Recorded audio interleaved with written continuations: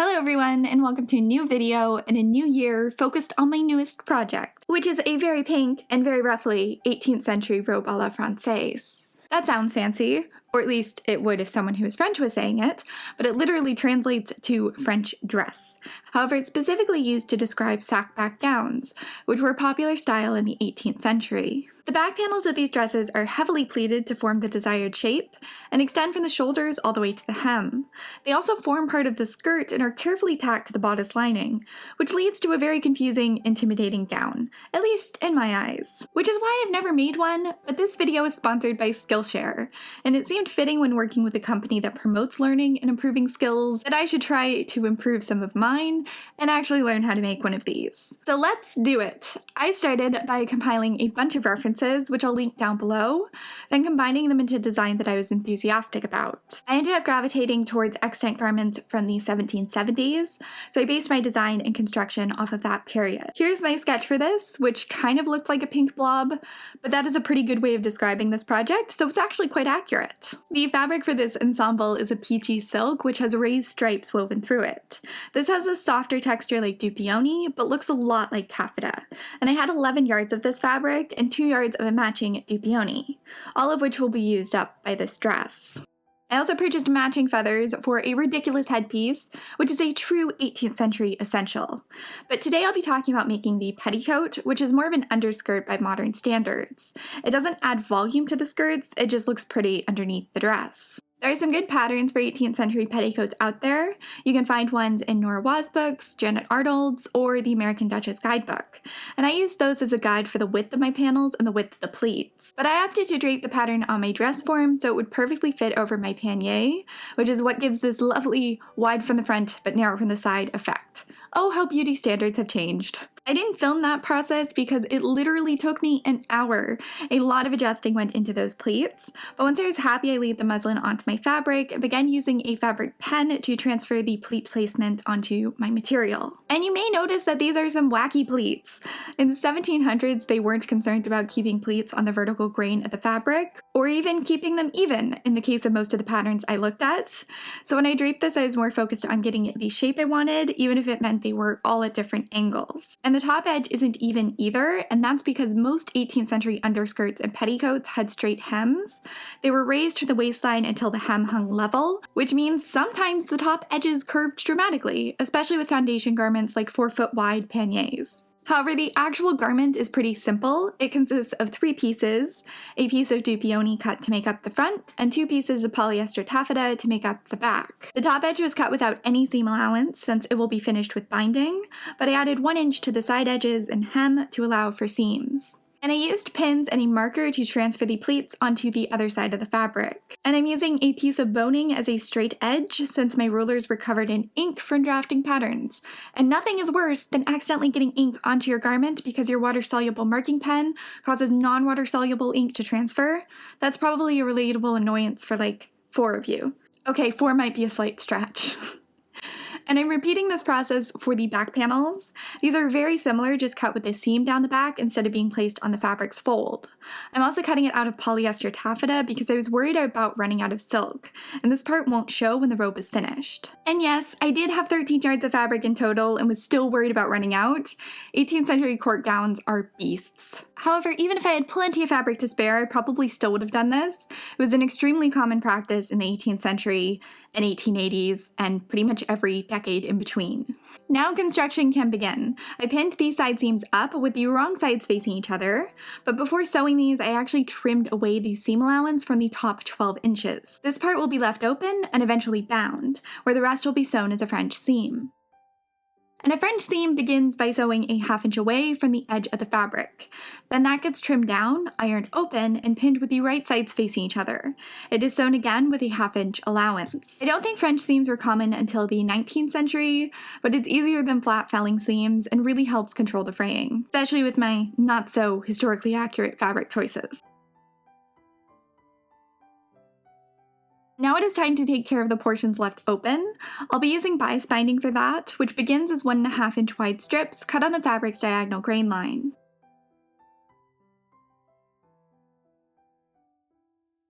The end of these are pinned together and sewn with a 1/4 inch allowance. I pinned the binding around the openings at the sides of the skirt, with the right sides facing each other. Then it was sewn on with a 1/4 inch allowance.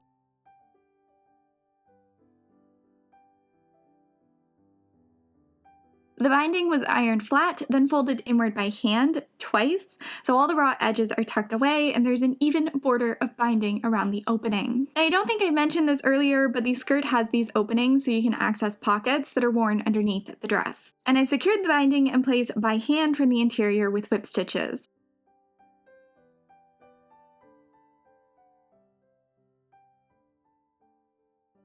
Then it could be ironed and I could move on to the next step, which is hemming. And for that, I ironed the bottom edge inward by a 1/2 inch, then turned it inward by another 1/2 inch and pinned it down.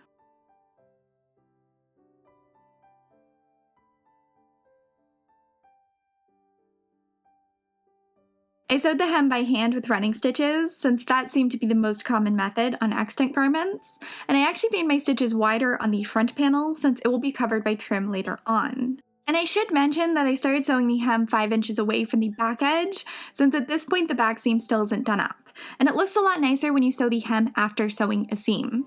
And I didn't want to sew up the back seam until the trim was sewn on, but the front section has to be hemmed before sewing the trim on, so this seemed like the best compromise. Sometimes historical costumes are like the ultimate order of operations challenge. When it was hemmed, at least all but 10 inches of it, I ironed the skirt thoroughly. And now starting from the center front and working my way outward, I began pleating. And these are knife pleats, so one edge gets creased on the marked line, then pulled and pinned to the next line. The pleats tended to be more narrow at the front and wider towards the sides. Actually, they were all about 1 inch wide, but the depth varied a lot. Some had 6 inches of fabric in them and others had 1 inch. And that's because the sides of the pannier are so wide they require a lot more material to cover, where the front is relatively flat. Now usually I would switch the direction of the pleats at the sides, so all the pleats on the front panel would go towards the back and all the pleats on the back panel would go towards the front. But the pattern I looked at showed the pleats only going in one direction, so I stuck to that. And the patterns that I'm talking about are studies of extant garments from Nora Waz and Janet Arnold's books, which relatively accurate break down what those dresses would look like in pattern form, complete with where tacking stitches were put and where ruffles were placed, and how long strips of material were before they were gathered into ruffles. Even if you don't follow the patterns, it's a great starting point. And Nancy Bradfield's costume in detail is really fantastic for this too, since it has detailed sketches of what the interior of those garments looked like. Now it is time for everyone's favorite thing, ruffles! Now ruffles and/or ruche trim were immensely popular in the 18th century. Dresses were often covered with dozens of yards of it, and it all had to be made by hand. And those ruffles have humble beginnings as 5.5 inch wide strips of fabric. But I also wanted to trim the petticoat with a much wider ruffle. This ruffle was about 15 inches wide and had a straight top edge and a scalloped bottom edge. I made a pattern for this that I traced around so all these scallops would be even. Now the pieces can be cut out, and I'm cutting these out using scalloped pinking shears. Pinking was often used as a decorative finish for these gathered trims. It adds interest to the edges and prevents fraying, and removes the time investment of hemming all of the edges first. However, you don't usually see the zigzag pinking we're used to now. The edges tended to be scalloped or cut into elaborate shapes. So I'm using the modern equivalent, which are pinking shears with a special scalloped blade. And I say special, but these were like $9 on Amazon. I'll link them down below. Once everything is cut out, I want to mark the center line on the strip. I need to know the center point so I can accurately mark the smocking, which will create the crumpled effect that I'm going for. This is really easy with the 5.5 inch wide strips. I just ironed them in half with the edges even, and that crease becomes my guide. However, for the wider strip, it was a bit trickier. I didn't need the center point marked since the majority of this strip will hang free. I needed the center point of the smocked portion marked, which is 2 3/4 inch away from the straight edge. So I marked a line on the wrong side of the strip with pencil, then folded the fabric on that line and ironed it. The crease on the right side of the fabric became my guide. Now I'm marking the smocking placement. A lot of trims were just pleated or gathered on both edges to create ruching, but I wanted mine to have more texture and a controlled, crumpled sort of effect that I saw in a lot of gowns. I went through several books all about fabric manipulation, but nothing quite had the effect I wanted. And then I remembered a dragon scale tutorial that Michelle Gallagher published. It was actually a variation of English smocking, just done unevenly and ironed really flat. So I made a half dozen samples playing with similar methods until I found a pattern I liked. And that pattern looked like this. And I transferred that to my strips with a pencil, marking this completely by eye. You could probably make a template if you are worried about the markings being irregular, but I intentionally made the markings irregular at points since I didn't want it to be perfect. And in case my diagram didn't make it clear, this marking pattern consists of 3 dots that form a triangle shape. These dots are placed about 3/4 of an inch apart, and one triangle is placed on the center line of the strip. Then you move an inch or 2 upward, and one triangle is placed on either side of the center line. Then you go back to marking a single triangle on the center line, and you do that for many, many hours until all these strips are marked. I only made 2 strips in this video, but off camera I've done 8 or 9, which is almost 20 yards of fabric that needs to be marked.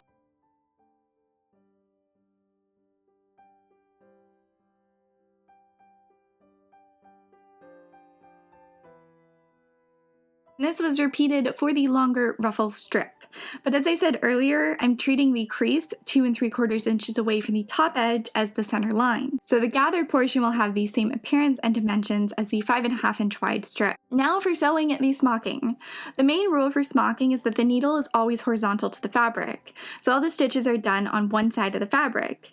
And instead of bringing the needle up and down through the fabric, you're just grabbing a few threads from each marked point. But for the crumpled effect, I totally broke this rule, and I'm stitching over the fabric, under the fabric, then over the fabric. Then the thread is pulled taut, which pulls the marked points together. I'm stitching through that crumpled point and making a single knot with my thread to hold the bunching together. Then I'm bringing my needle underneath the fabric and moving over to the next set of markings, making another knot and repeating the over, under, over pattern of sewing through the markings. That gets pulled taut and stitched through, and that is repeated hundreds of times. And as I said, I intentionally didn't keep the placement of my markings super even, nor did I keep my stitches very even. I was focused on making sure one stitch in each triangle formation went underneath the fabric, but the placement of that stitch changed. So sometimes I was sewing under, over, over, or over, over, under. I'm sure if you were more careful, you could use this method to make interesting, repeated diamond designs within the trim, but I was just using it to create the rippled/crumpled effect I saw in so many dresses from this period. So I wanted it to be quite random. It's weird though, the 18th century is probably the most recreated period of fashion, but I've never seen a comprehensive guide on creating trims from this period. People usually gather the strips on both edges, and that's the end of that, but that's far from the only trim you see on dresses. And now I feel the need to experiment more with that in the future, which means maybe there are more 18th century dresses in my future. But anyway, do you know what does have comprehensive guides on most things? Today's sponsor. As I said, today's video is sponsored by Skillshare. Skillshare is an online learning community with over 25,000 classes on everything from drawing to photography to business and even a bit of sewing. Premium membership only costs $10 a month and gives you unlimited access to all of those classes. So you don't have to pick and choose, you can watch and learn from everything and anything that appeals to you. And with it being a new year, it's a great time to focus on pursuing and learning new things. And they can definitely help you with that. I know I've talked about the ribbon embroidery and embroidery classes before, but they also have classes going through the basics of sewing and classes on the basics of draping, which include a lot of the techniques that I used on this piece. I will have links to those classes down below, along with a sign-up link. 7 million people are already learning with Skillshare, and you could be too, especially since my link gives the first 500 people who use it 2 months of Skillshare Premium for free, so you have nothing to lose. Now back to the trim. Once all the smocking was done, I began gathering the edges of the strips down. And I'm doing this on both sides of the strip, about a ½ inch away from the edges. And I'm just using running stitches for this, which are pulled taut as I go to create the desired effect. And every 2 or 3 inches, I'm knotting the thread to keep the gathers positioned where I want.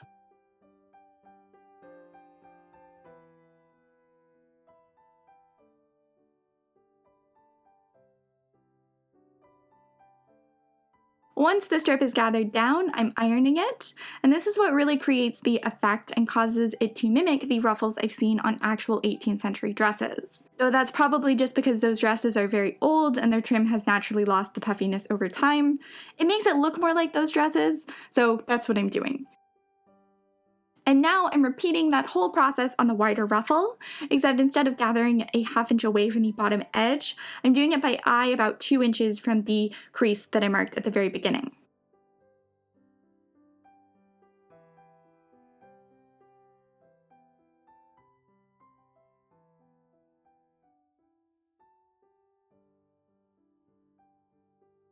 And when that is all finished, it gets ironed as well. I'm seriously so happy with how this trim turned out. It's incredibly time consuming to do, taking almost 2 hours for a single yard, but it looks exactly how I wanted, which makes it feel kind of worth it. I used a water-soluble marking pen to mark the center line of the front panel. Then I folded my ruffles in half and positioned the fold on the line, so they were centered. Then the ruffles were opened up and pinned into position. These strips don't go all the way around the skirt. In fact, they don't even go across the entire front panel. You only see a tiny bit of this skirt once the dress is over top, which means you only have to decorate a tiny bit of it, which in my case is the frontmost yard. I decided to trim the skirt with 2 5½ inch ruffles placed on top of each other at the hemline, and the wider scalloped ruffle, which is placed 16 inches or so above them. These were sewn on with more running stitches, except this time they weren't full topped. They were like walking stitches.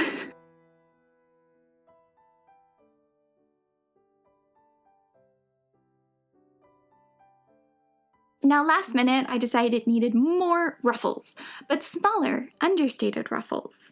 These were only 2 1/4 inches wide, and at the same time as cutting these out, I also cut out a ½ dozen 5½ inch wide ruffles for the dress.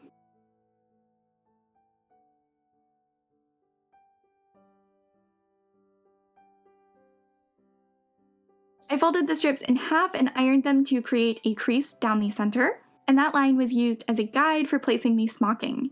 However, instead of staggering these like I did with the wider strips, they are all placed in a line down the center. But other than that, the entire process of creating these was pretty much the same.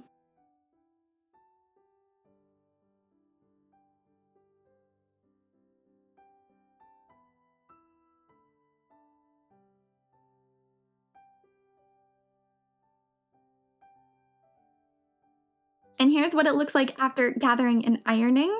I actually only gathered one edge, so these have a bit more volume to them despite being smaller. Despite loving how these turned out, I couldn't decide how to place these. I'm not sure whether they should go straight across the skirt or in a curved design. It's kind of dependent on how I trim the dress, which I haven't made yet. So I'm holding off on sewing this on for now, but it will be sewn on eventually. Pretty ruffles don't go wasted in these parts. The next step for this dress was making more binding. This will be used to bind the top edge of the skirt and the back slit. But before I can bind the back slit, I have to sew the back seam.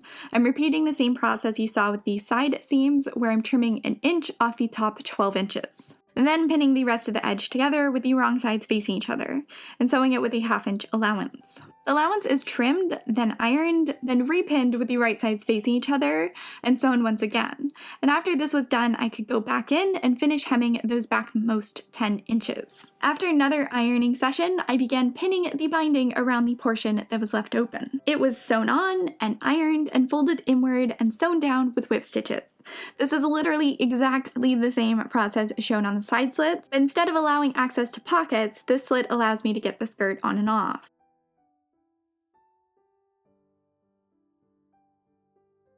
And now I gave the skirt a thorough ironing, especially around the pleats.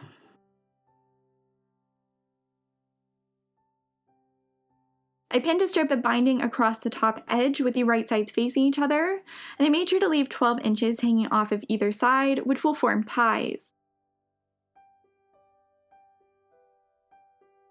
This was sewn on, then ironed and folded inward, like you saw with the binding around the slits.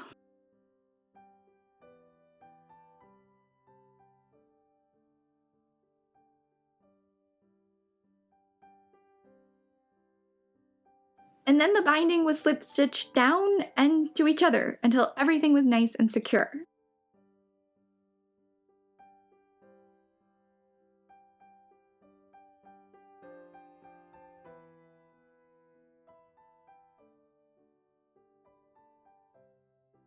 that finishes off the petticoat. It's worn over a chemise, stays, a panier, and a quilted petticoat. And doesn't it look lovely? I'm super happy with this. It's fun seeing something I've wanted to make for so long start to come together. But I still have the dress to make, which will be much, much more complicated, and a hat to make, and a pair of shoes to decorate. So you should subscribe and stay tuned if you'd like to see that. And if you'd like more information on anything mentioned in this video, then check out the description, because I am going to pack it with links. And if you enjoyed this video, then giving it a like and a comment really helps me out, and thank you so much for watching, and to Skillshare for sponsoring this. I really appreciate it, and I will talk to all of you very soon.